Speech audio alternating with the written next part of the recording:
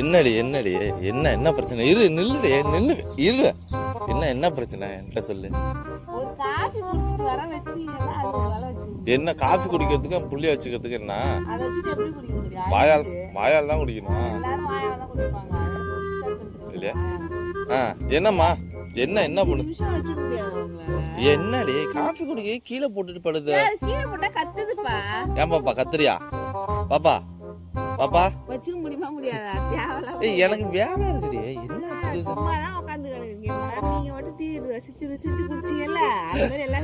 குழந்தைய கொஞ்ச நேரம் கீழே போட்டு என்னது